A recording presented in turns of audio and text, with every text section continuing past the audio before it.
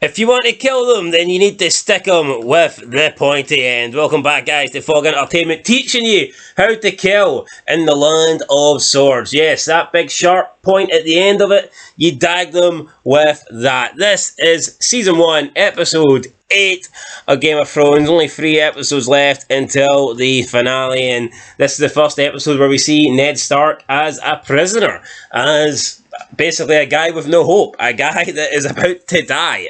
How will the honourable Ned go out? How's that honour feeling for you, Ned? With those cold chains wrapped around your wrists? Yeah, he used to be the Lord of Winterfell, and now he's just a ward, I guess, of the dungeons where he's just been rest until he dies. Not how Ned deserves to go out, but that's kind of what is happening. But before we talk about Ned, let's talk about the wall. So we see the rest of the bodies. We find the rest of the bodies from Benji's missing ranger party. 2 guys appear to be dead for a while. Sam notices though how come the bodies don't smell. If they've been dead for a while, they should be rotten. Probably the smartest thing Sam's ever said, to be fair. Yeah, so this is signs of White Walkers, but they're not really, thinking that.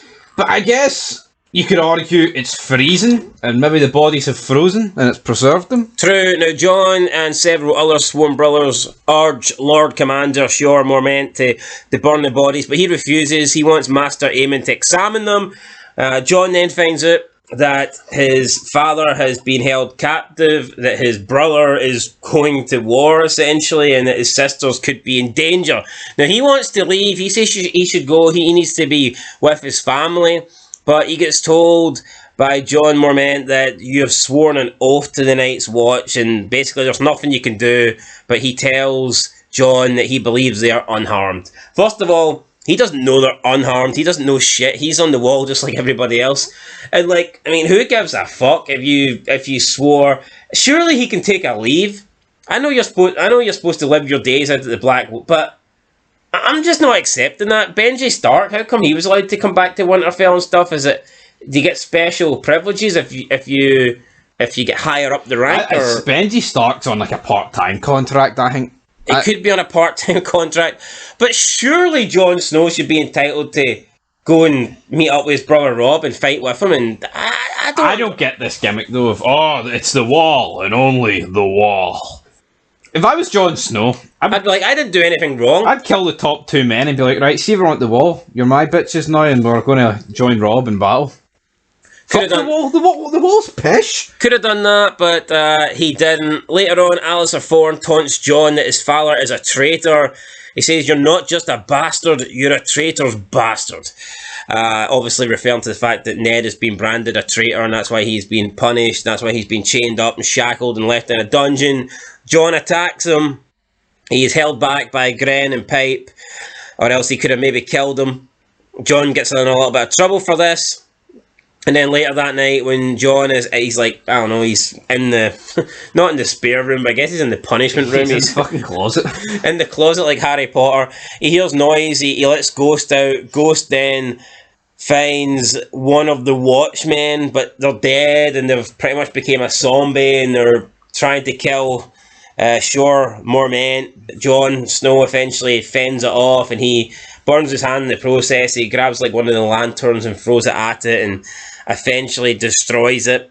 But yeah, apparently this guy was touched by the White Walker and it turned him into some sort of zombie. Tell you what, Kellen Ashby didn't put up much of a fight here. It was the Jon Snow show. Yeah, Kellen Ashby didn't do shit. A good game at the wall. I think see, in Sons of Anarchy they say that if you can't ride, you can't lead. I think that should be a similar thing. If you can't fight, you can't lead. That's the Dothraki way.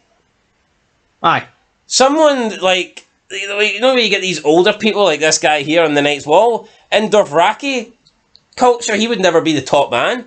It's almost to be the top man, you need to be fit, the best. Age. You need to be the best fighter. People need to respect you. You need to be able to command respect. But at the wall, they want Jon Snow to be some guy's lapdog. I don't get it, but that's what happened at the wall. I like the wall because, I think Jon Snow is one of the better characters. At the Eyrie, Caitlin is furious with Lysa for not telling her about Ned's arrest. She claims that the letter was addressed to me, not you. A bit of a cunt move, in my opinion. It's her husband and it affects her family and her daughters could be in trouble. Caitlyn asks her, will they help in their battle? But Liza says no. She doesn't believe the war is in the Fail's best interest. What was the point of Caitlyn even turning up here? Even though the Lannisters killed Jon Arryn, doesn't the Fail owe Jon Arryn? Shouldn't they be fighting for him to try and, I don't know, take down the Lannisters? This doesn't make any sense to me, right? Because if she's willing to, like, you know, test or try Tyrion Lannister here, that's going to obviously cause war. But now, oh no, but the Eyrie, apparently they're impenetrable because they're high up. Well, bring the fucking war to them. What do you mean? Give them a reason. Give them a reason. She says she's not going to go. They're safe. So they can't be touched. That's why they're not going to war. What are you talking about? Well, see, what are you talking about? See, Jaime Lannister. Spoiler alert. Fucking bring him to there. And stay with him. Well, if it's impenetrable, then bring the war to them. If they're not going to leave, fight from there. But how can they fight for there? Well, you need to march, don't you? Full bows and arrow. Oh, fuck off. Shoot that wherever they're from. Come on. Right, in the mountains of the moon, whatever this fucking place is. The mountains of the moon? Aye, Tyrion and Bronn, they're trying to get their way back to King's Landing. They come across some Hills tribe. They're going to kill Bronn, and they're going to keep Tyrion to be a little dancing midget for the kids, but Tyrion gives his whole Lannisters always pay their debts speech. One step for man, one small step for a midget. And on the moon. He basically says that, look, if you help me, then I'll give you a shitload of gold. This guy could sell ice to the Eskimos, couldn't he? Yeah, so they go, Tyrion Lannister, he's got backup, he's got help now. In the north, Robb receives a letter from Sansa in King's Landing asking him to pledge his allegiance to King Joffrey. He refuses to do so. They manage to determine that the letter is actually written from the Queen. They find out about Ned, and Robb isn't having it. Robb says, there's no way I'm going to bow down to Joffrey after what he's done to my father. If it's a fight he wants, then it's a fight he wants. Fight night! So they go and try and meet up with other men that have been loyal to the House Stark over the years. Bannermen, there's other people, and one of them gets his hands bitten off. He didn't want to team up, but then he got his hands bitten off, and he was like, yeah, that's good, let's do it. It's like, I mean, this guy's just lost 2 fucking fingers for no reason. You know what, he no sold it though. This guy could be loyal if he gets a limb cut off. Yeah, there was a scene with Bran in the woods playing with the wildling. I don't know why they're allowing this wildling around Bran on her own when she tried to kill him last episode. I don't quite understand what that's all about. I guess there's not many people left. And then we get the big guy Hodor who's just running about fucking butt naked. This was weird. I don't see what did this add. Like this show, like just likes to force nudity on you for no reason. Yeah, there's good nudity, and then there's a big fat fucking retard. Yeah, this just wasn't necessary. Yeah, this guy. You could have had pants on or something. Nope. Not today, buddy. No pants for Hodor. He just didn't need to be swinging, I guess. But that's it. Caitlyn and Ser Roderick Castle then intercept Robb's army. Robb initially is excited to see his mother, but he doesn't want to look weak in front of his bannermen, so he doesn't really do the whole embrace thing. Caitlyn looks at her son, and she understands why he's going to war. He says that he can't lose, you know, for the sake of he's going Ned, to war because Caitlyn's a windy licker. That's why he's going to war. Yeah, and it's just mad because, like, had Caitlyn not been such a horrible bitch to Jon Snow, I mean, Jon Snow could have been riding beside Robb here. Well, that's well. Brother by brother, you know, they could have been going to war together. See from the Starks, right? It's been piss poor management all round. But unfortunately, Robb now, he's on his own, and he's got his right-hand man, Theon Greyjoy, but... It's like, no, but Caitlyn took Tyrion, where, like, 6 people she barely fucking knew. It's like, you were loyal to my dad 60 years ago, so why would you be loyal now? And then lets him go in the pissest fight I've ever seen. Yeah, now... defense, like... Caitlyn says that Tywin Lannister will show no mercy if we lose, so we can't lose. We're not allowed to lose, but I mean, I don't think it's just Tywin. I think there's a lot of people in the Lannisters that that's what they've got. That's what they've got in match, though. The no mercy. Yeah. Later on, Robb and his lords are debating the route of their match and whether they go directly against Tywin's army or against Jaime's army that is at River Run. Now, I think Jaime's army is not as big as Tywin's, but obviously to go to Jaime, to get to Jaime, they need to cross the Green Fork, and that is basically being held by Lord Walder Frey, and you can't pass unless you get permission. There's like a drawbridge, and yeah, they need to make a deal with him in order to pass, and if they don't pass, then Tywin will have 20,000 northern soldiers marching against them. So, yeah, we'll see what happens. The numbers don't lie. You want to go for the smaller amount. So you need to deal with a big Sartrakian here. Yeah, at the Lannister camp, we have Tyrion, Bronn, and Shagga, and the rest of the Hill tribes. I think the Hill tribe men are pretty funny, or maybe it's just the way Tyrion addresses them, to be honest. It's probably that, but I like the fact there's such a difference between them and the Tywin's army. It's a good contrast. Yeah, he's just midget in the middle. Tywin doesn't really show any relief that his son's alive. He's kind of just like, oh, good. There's no longer a Lannister being held captured. But there's no embrace, there's no I'm glad you're back. None of that shit. Tywin accepts the aid of the Hill's tribemen, but Shagga then says he will only fight if Tyrion fights alongside them.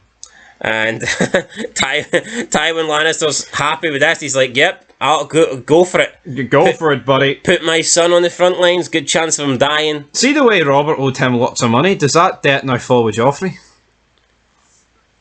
Not too sure, to be honest. Or has it been squashed since that's his grandson? Not too sure. Now, in the Dothraki land, Khal Drogo has taken an oath. He said he's going to take the Iron Throne.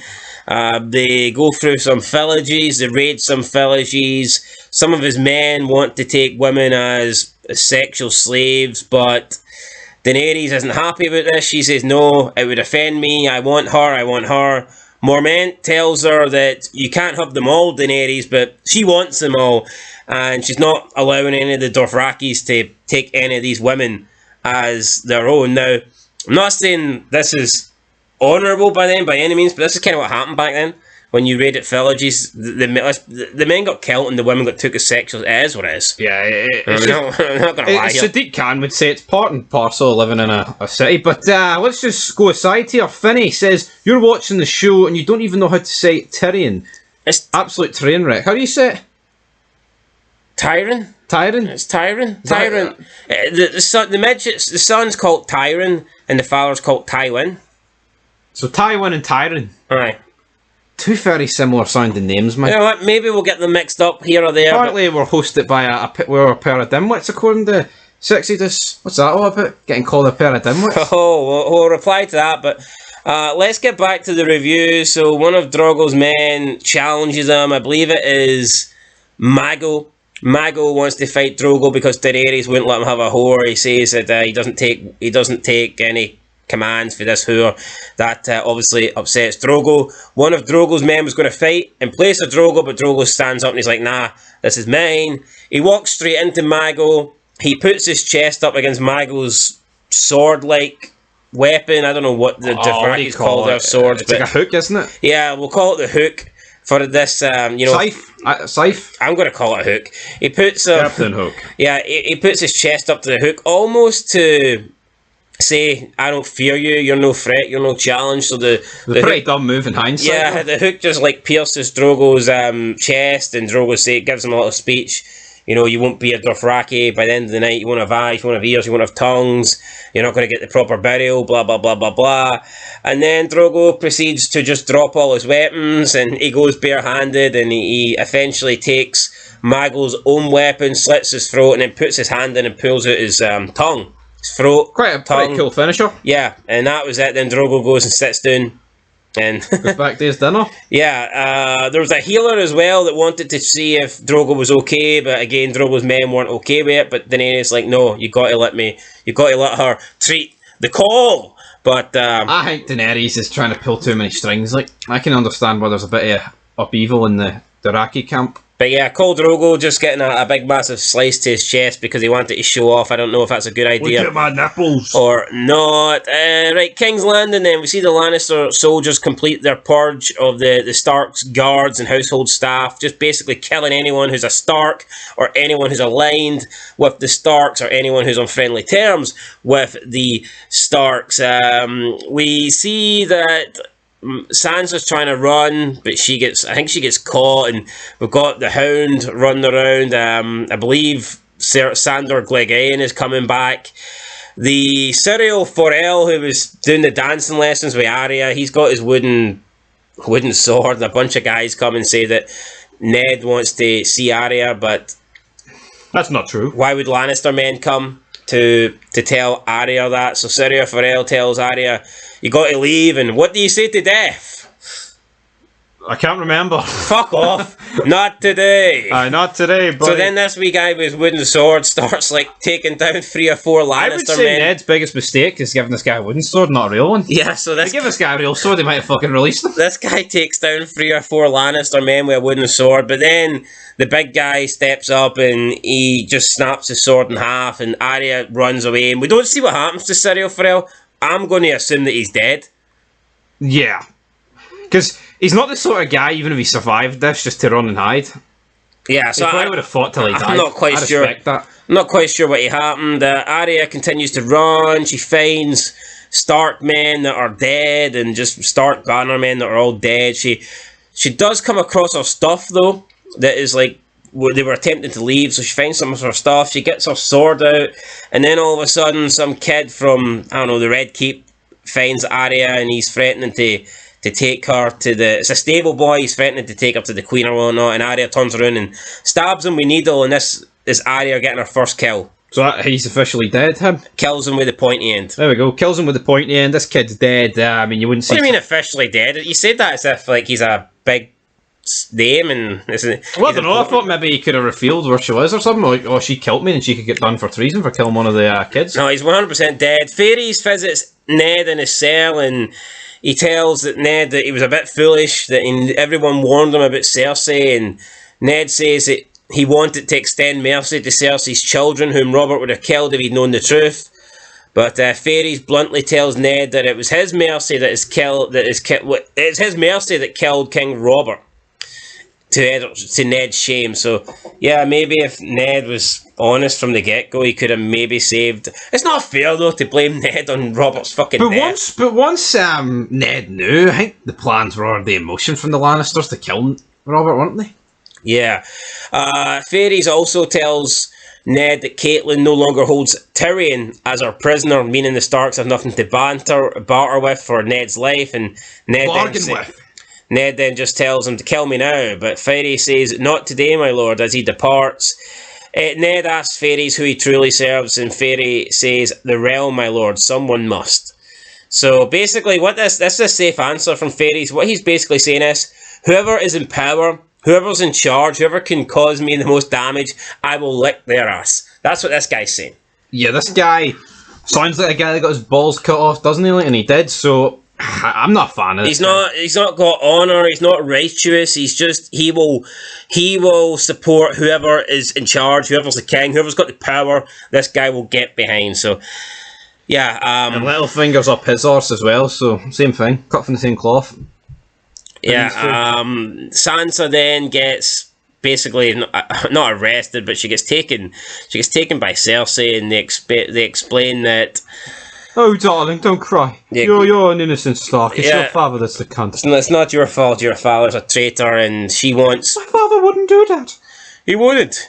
Later on, King Joffrey holds court in the Red Keep. Janos Slynt, commander of the City Watch, is to be made Lord of Harrenhal as reward for his loyal service. Cersei then tells Ser Barristan Selmy to rise up, and she tells him to take off his helmet, but he doesn't want to do it, but he does it obviously because the Queen's telling him to. And she says that you've done a really good job, you've been loyal, you've been a good servant, but now it's time to retire, basically. But he doesn't want to do this. He says it's a sworn knighthood, only death frees me from my contract. But then she says, whose death? Yours or your kings? And Joffrey tells Selmy that he is too old and he wasn't able to protect his father. Selmy's, he wants to respond, but what can he really do at this point? Yeah, I mean, blaming him, I think it's poor. Cersei then confirms that he will be replaced as Lord Commander by Jaime Lannister. Selmy's disgusted by this. Varys announces that Selmy is to be given a castle and land for recognition of his years in service, but Selmy says it's just a hall to die in and men to bury me. He takes off his armour and he throws it at Joffrey's feet. He takes out his sword, and then the rest of the Knights Guards are ready to attack, and he says, even right now, I could cut through all 5 of you like carving a cake, and he tells them to burn down his sword and melt it with the rest of them. And then he walks off, and Littlefinger makes a joke about how you'll die a naked night because he took his gear off. So everyone laughed at him. All those years of service to be treated like that. Yeah, he walks off. I'm actually surprised he didn't get his head cut off for this. What will happen with Selmy? Where will he show up? Who will he serve now? Where will he go? Whose side is he on? We don't really know. Then Sansa begs Joffrey for her father's life, claiming that the medicine he was taking for his injured leg was responsible for his treasonous talk. Joffrey says that her sweet words have moved him and he will spare Ned if he bends the knee to him and acknowledges him as the king. And Sansa says that Ned will do it. And that's it, guys. That was the end of the episode. In terms of death, we've got the stable boy who Arya killed. We've got Mago, who was killed by Drogo. And also listed as a death is 5 Stark soldiers and Syrio Forel. So it looks like Syrio Forel is actually dead. Confirmed. We'll never see him again. According to the Wikipedia page, Syrio Forel is gone. Which is kind of a shame because I like them. But anyway, guys, that's the end of the episode. What's your rating? What's my rating on this episode? Let me think about it. Let me discuss it. Let me hit you with it. I'm going to get an 8. I think Game of Thrones towards the end here, it's picked up, but I think it's weird. It's almost like fantastic, but I think it's just lacking a few things. It's almost like Ned just needs to fucking wise up for me to give it a higher rating, but that's not going to happen. I'll give it a 7. I didn't think it was as good as the last episode, but still solid. And yeah, we'll see what happens with 2 episodes to go, guys. So there you go, 7.5 out of 10. We'll catch you in the next one. Till then, though, been Fog Entertainment. Thanks for watching, and peace.